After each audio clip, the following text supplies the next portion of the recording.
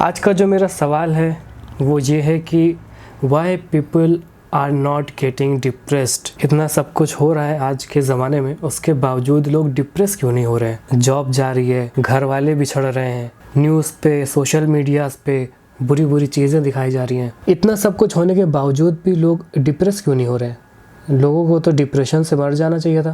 क्या आपने सोचा है कि क्यों नहीं हो रहे हैं? इससे पहले कि हम बताएं वजह कि क्यों नहीं हो रहे हैं, उससे पहले एक नज़र हम डालते हैं द ग्रेट डिप्रेशन 1929 के बारे में, जो हुआ था थर्सडे के दिन और मंथ था अक्टूबर का 1929।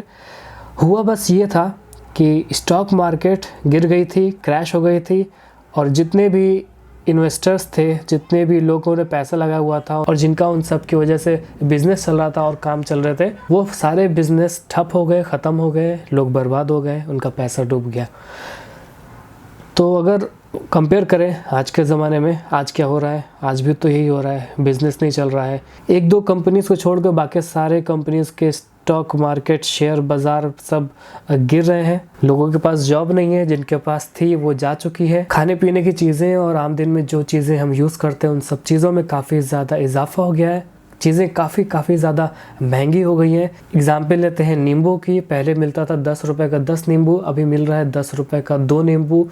इससे साफ पता लगाया जा सकता है कि महंगाई किस कदर बढ़ी हुई है, और उसके बावजूद लोग डिप्रेशन में क्यों नहीं जा रहे हैं। जहाँ तक हम सोच सकते हैं, ये कोई अभी सर्वे नहीं हुआ है, ये बस मेरा मानना है कि डिप्रेशन अगर नहीं हो रहा है तो इस वजह से नहीं हो रहा है कि डिप्रेशन पर रिसर्च नहीं हो रहा है, डिप्रेशन का सर्वे नहीं हो रहा है कि कितने लोगों को डिप्रेशन है, कितने लोगों को डिप्रेशन नहीं है।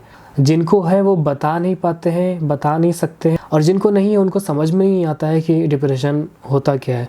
लेकिन अगर आप ऐसा सोच रहे हैं कि आजकल के लोग बहुत ज़्यादा स्ट्रांग हैं, मजबूत हैं, तो बिल्कुल ऐसी बात नहीं है। लोग आज के ज़माने के काफ़ी ज़्यादा कमज़ोर हैं, फिज़िकली भी, मेंटली भी, इमोशनली भी, फाइनेंशियली भी, हर तरह से लोग काफ़ी कमज़ोर हो गए हैं, अभी भी कमज़ोर है।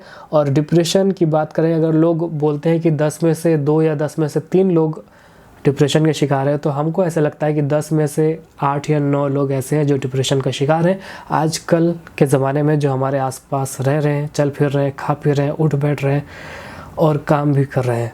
ज़रूरी नहीं कि जो जॉब कर रहा है वो डिप्रेशन के बाहर है और जो घर में बैठा है डिप्रेशन से घिरा हुआ है। ऐसा भी हो सकता है कि जो जॉब कर रहा है वो डिप्रेशन से घिरा हुआ है और जो घर में बैठा है वो डिप्रेशन से काफ़ी ज़्यादा बाहर है। तो जैसा कि आजकल की न्यूज़ में हम सब देख रहे हैं, जिस वजह से डिप्रेशन बढ़ता जा रहा है आज के ज़माने में, कई सारी चीज़ें हैं, कई सारे प्रेजेंट मुद्दे हैं जो काफ़ी हाईलाइटेड है। सबसे ऊपर उसमें है ऑक्सीजन की शॉर्टेज पूरे इंडिया भर में। तो एक नज़र में ये आता है कि क्या इंडिया इतना गरीब है कि ऑक्सीजन, नॉर्मल सी ऑक्सीजन जो हवा में होती है, वो सप्लाई नहीं कर पा रहा है, या बहुत कम तादाद में सप्लाई कर रहा है, कि क्या हो रहा है हमको नहीं पता। बिहाइंड द सीन ऑक्सीजन की वजह से कितनी जानें जा रही हैं, ऑक्सीजन की वजह से कितनी कैजुअलिटीज़ हो रही हैं, वो हम सबको पता है। तो यहाँ कई सारी चीज़ें एक साथ मिक्सअप हैं और कुछ लोग इन चीज़ों का फ़ायदा भी उठा रहे हैं कि एक तरफ कोरोना भी फैल रहा है, एक तरफ डेथ भी हो रही है, एक तरफ ऑक्सीजन की शॉर्टेज भी हो रही है, और सीज़न भी बदल रहा है। ये सारी चीज़ें एक साथ मिल चुकी हैं और मिलने के बाद काफ़ी डिफ़िकल्ट बना दिया सिचुएशन को एक आम आदमी को समझने के लिए कि आखिर हो क्या रहा है। और आम आदमी बस ये समझ रहा है कि कोरोना से लोग मर रहे हैं। ऑक्सीजन सिलेंडर की ज़रूरत इसलिए है क्योंकि कोरोना से बीमार हो रहे हैं, बीमार होने के बाद उन्हें ऑक्सीजन चाहिए और ऑक्सीजन से लोग मर रहे हैं। मानते हैं कि ये भी एक वजह है, लेकिन ये पूरी वजह नहीं है, वजह और भी है।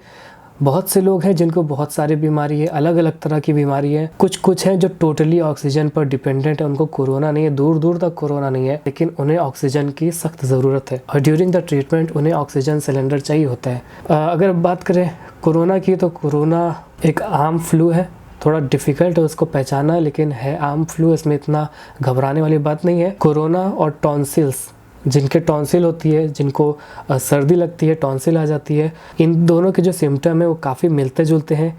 यानी दोनों में हेडेक होता है, दोनों में गले में खराश हो जाती है, दोनों में ही गले में दर्द होता है, दोनों में ही हल्का फीवर आता है, और कई सारी चीज़ें आप नेट पर सर्च करें खुद ही पता चल जाएगा कि दोनों में काफ़ी ज़्यादा सिमिलरिटीज़ हैं। कहने का मतलब सिर्फ टॉन्सिल ही नहीं, और दूसरे वायरस डिजीज़ेस जो होती हैं और जितने भी इस तरह के सीजनल फ्लू हैं, उनके भी जो लक्षण होते हैं, सिम्टम होते हैं, वो कोरोना से मिलते जुलते हो। तो हमें घबराना नहीं चाहिए कि अगर हमें ज़ुकाम हो गया है, बुखार हो गया है या फिर गला ख़राब हो गया है तो हमें कोरोना ही हुआ है। हमें कुछ और भी हो सकता है। तो घबरा रहे हैं लोग ज़्यादा, घबराने की वजह से हमारे माइंड में सिग्नल जाता है, हम अपने माइंड को ये बोल रहे होते हैं कि आपको कोरोना हुआ है, कोरोना हुआ है, और माइंड उस तरह बिहेव करने लगता है कि आपको कोरोना हुआ है, तो आपको सिम्टम भी उस तरह के दिखने लगते हैं, हालांकि होते नहीं है, बस वो हाईलाइटेड हो जाते हैं तो हमको ज़्यादा लगने लगता है। सो दिस इज़ इट, करते हैं ये वीडियो को यही बंद। सब अपना ख्याल रखें और जो अभी सीरियस नहीं है थोड़ा सा सीरियस हो जाए, क्योंकि सिचुएशन अभी पिछले साल से ज़्यादा ख़राब है, काफ़ी ज़्यादा कैजुअलिटीज़ हो रही हैं। और जो जा चुके हैं उनके लिए हम तो सिर्फ दुआ कर सकते हैं, जो नहीं जा रहे हैं वो बचे रहें, क्योंकि बचे रहेंगे तभी वो जो जा चुके हैं उनके लिए दुआ कर सकेंगे। और जो लोग कोई फंक्शन अटेंड करने के लिए अभी भी काफ़ी ज़्यादा एक्साइटेड हैं कि उन्हें जाना है, कहीं किसी पार्टी में जाना है, किसी के डेथ में जाना है, किसी बड़े फंक्शन में जाना है, तो आप दूर से ही कॉन्ग्रेचुलेट कर दें, दूर से ही सेलिब्रेट कर दें, उसके नाम का केक घर में बनाकर काट लें।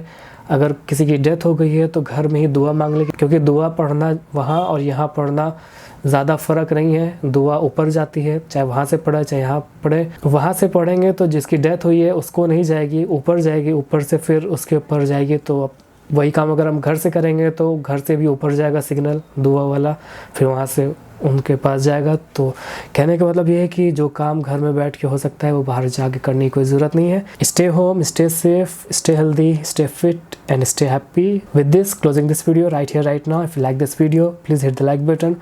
You can comment also, you can share this video, and please don't forget to subscribe my channel Anjana Musafir. See you in the next video, maybe tomorrow. Bye bye.